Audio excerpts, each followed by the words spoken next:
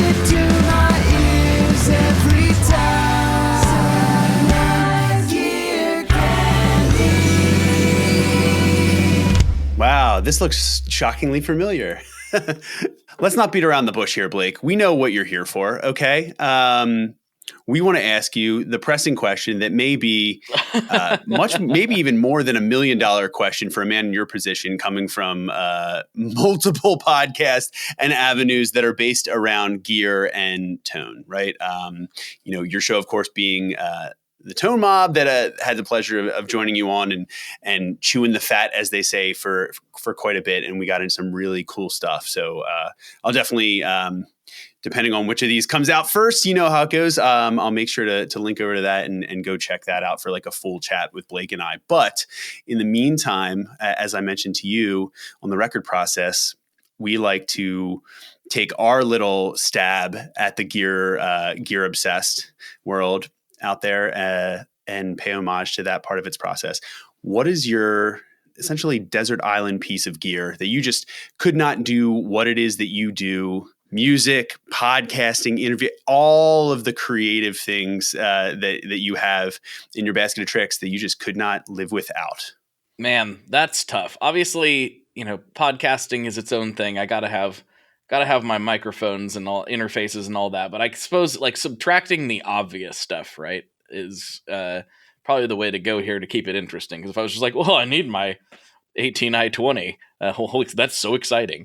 And what is that? Because you'd be surprised. There might be some people out there that have no idea what the 18i20 is. The 18i20 is an interface by Focusrite that has lots of inputs and outputs for recording. So you're Focusrite guy. I like Focusrite stuff a lot. It's hard to beat bang for the buck wise. I've recorded almost every episode through a Focusrite interface of some sort.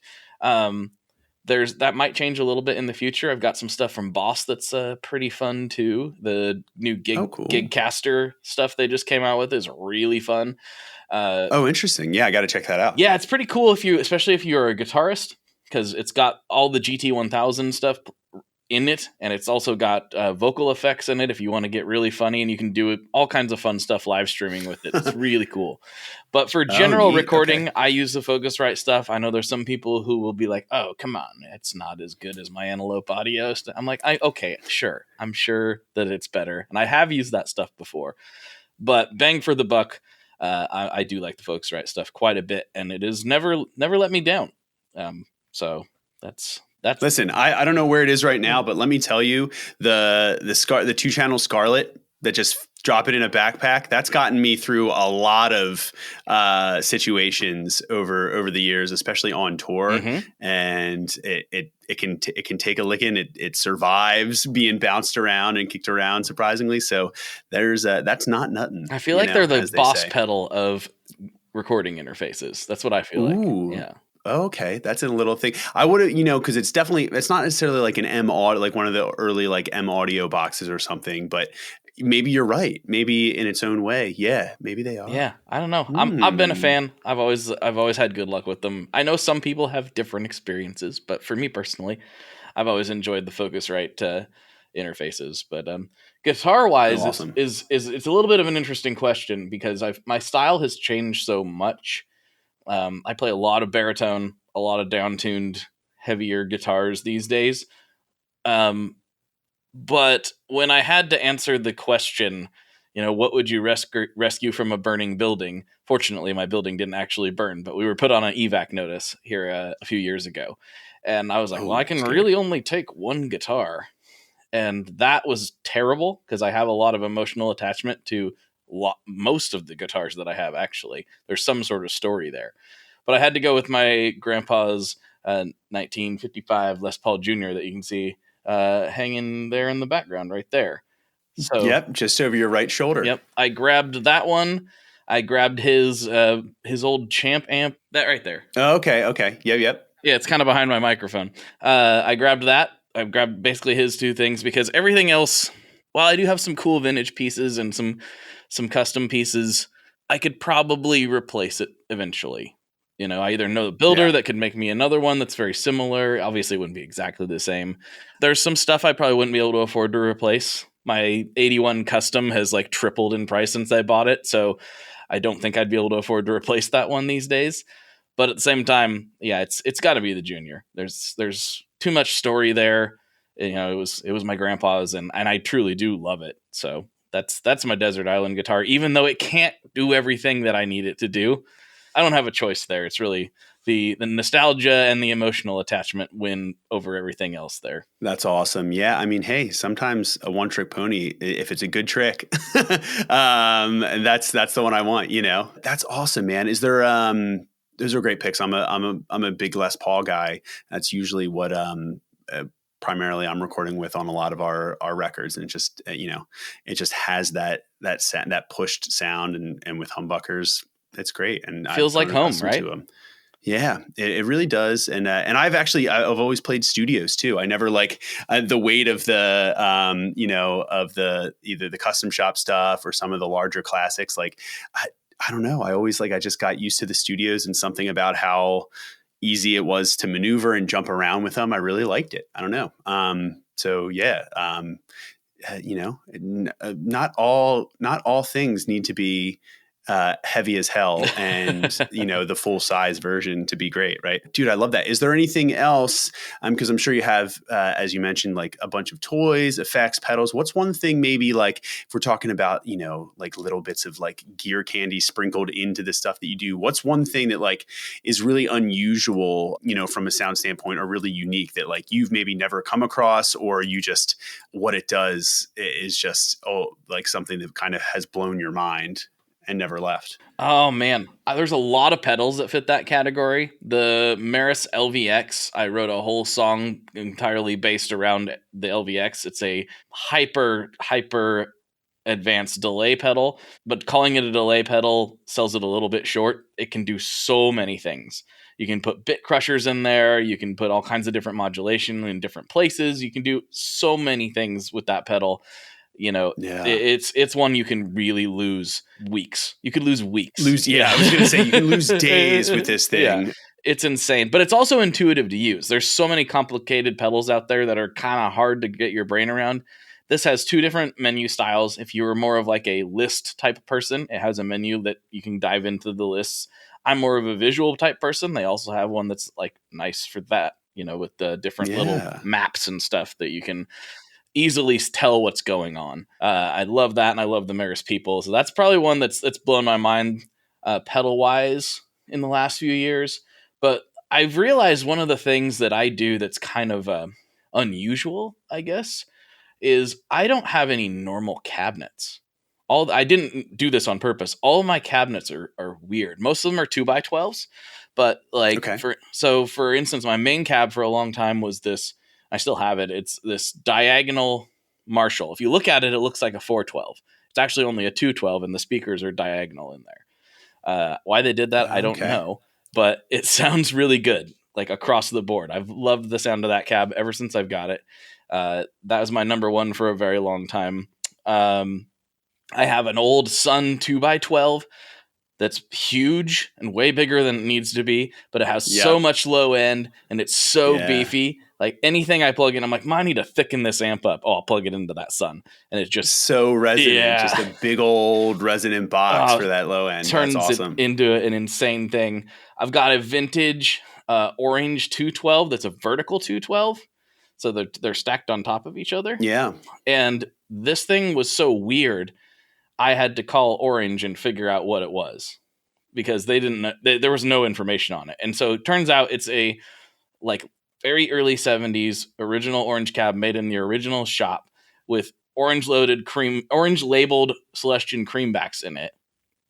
And it was so clean. It even had the cover when I got it. So that's one. And then I've got a Silvertone Twin 12, which a lot of people are familiar with, the Twin 12 cabs. And then the other weird one I have is a Silvertone 610 cabinet. So and you'd hear that and you'd think it's huge, right? It's a 610. It doesn't look that big. It looks like a 4x12 cabinet. Somehow they crammed 10 or 6 10-inch speakers in there.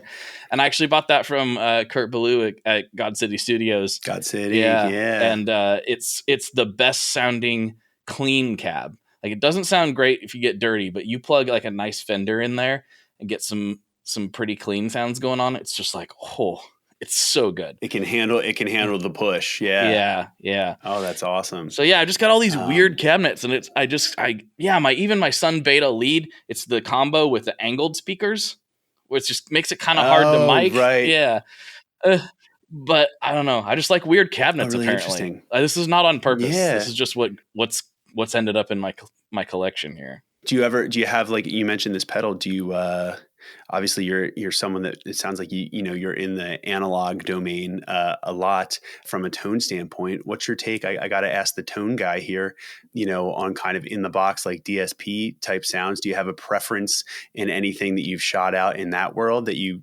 really like, or think one kind of outperforms another, for what your taste is? Well, so I think as far as outperforming, I don't know that that's the word I would use. Nothing feels like the real thing, right? Nothing feels like standing in front of a cab and feeling it blow your pants, and like the whole reaction of there's no digital emulation that's going to fix that. The closest you're going to get is if you have some like really nice studio monitors, maybe a subwoofer, and then you can play and still experience that feedback like the real deal. Right. That's as close as you're going to get. And in that vein, I've kind of started doing a more hybrid approach where I run my tube amps into my Boss tube amp expander, and then run those out I've got some pre-programmed settings in there that I like, but I'll usually just take those left and rights out, plug them direct into my interface, and find some IRs that I really like. And the reason I do that is because it's just, I think it sounds great for a recording. I think it sounds just as good, if not better, in some cases. It's less variables. Yeah, less variables, yeah. less to think about, less to worry about. You can do things in the digital realm on that side that are literally impossible to do in real life. And it's just sped up my process so much, and given me better, more consistent results. And then it's kind of a have your cake and eat it too situation. So I really like the tube amp expander a lot. It's one of my favorite pieces of gear ever created. Oh, that's awesome. Yeah, I'm a strong proponent. Obviously the sonic purity is one thing, but I am a strong proponent of thinking through workflow in a really intentional way. And what really just helps you like kind of keep going and keep moving. I was talking about this earlier where I was like, I always have a lot of ideas and go a mile a minute, but the second I start trying to type them out or write them down, I'm like, my hands are just getting in my way and I lose everything that's like running down the road. Yep. And I think it's kind of like that sometimes in the studios. If like you want to find a sound that inspires you that you can play into real quick, you don't want to lose that by spending like 20 minutes sometimes to get a whole different setup going, pull out, a different amp, plug it in. Right. So sometimes I think the digital realm has a way of expanding that creativity, but also helping focus you when you're in the driver's seat and trying to conceptualize some things. Definitely. So I think it's the hybrid approach is where I found myself. I mean, for live, especially international, we play like the Helix stuff, right? And there, like we said, there are pros and cons to everything. You can argue about the sonic, qualities, and everybody's like, what IRs are using, the emulations, all these things. But for us, we found that from a functional standpoint with 3 guitar players, that was the thing, and it made flying easier, and it made a lot of other things more streamlined, which was important because that was, these things don't exist in a vacuum, right? You try and take them on the road. There are limitations, there are restrictions, weight, what you can fly, what you can rent overseas, trying to keep things consistent. So that for us, was a place that we landed. But I hear you and totally agree with you that there can be like a really nice use for that in something like that. So that's a great one. Yeah. And I think especially if you've been playing digitally for a long time, and I've been playing digitally more and more. There's some great amp sims out there. I'm a big Benson amps fanboy. A lot of people know that about me, and I'm in love with the Chimera amp sim they did with Mixwave. It sounds incredible. It sounds so realistic. It's insane. So I've been playing with that a lot. But I would implore anyone who has the ability, if you've been playing digitally for a while, go back for just for a half hour. Just go back and remember what it's like to really feel that thing chugging. and I think you'll gain more, because some people have really went off the deep end with digital. They're like, it is the only way. I can't believe I even never did it another way. It's like, Yeah. go back and revisit it and just remember that feeling, because it's pretty special. Pushing air. You know Mhm. what I mean? Like there's something about it that, yes, like you said at the top of that, you just can't substitute. And I do agree, right? And there's an inspiration that you're going to play differently and respond differently, just like if you're in the room and everything's rattling and you're shaking, right?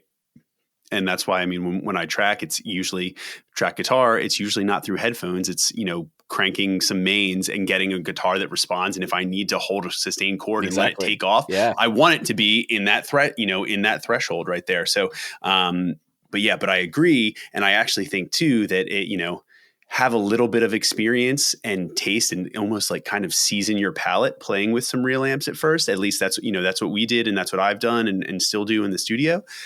That then informs how you approach trying to use the digital tools and knowing what to look for, right? It's kind of like, your best asset is kind of seasoning your taste and your ear as you go. If you're a mix engineer, if you're a producer, what you're shooting for, and knowing when you're there and when you're not there, and getting more and more granular, hearing more and more subtle bits of compression, EQ, things like that.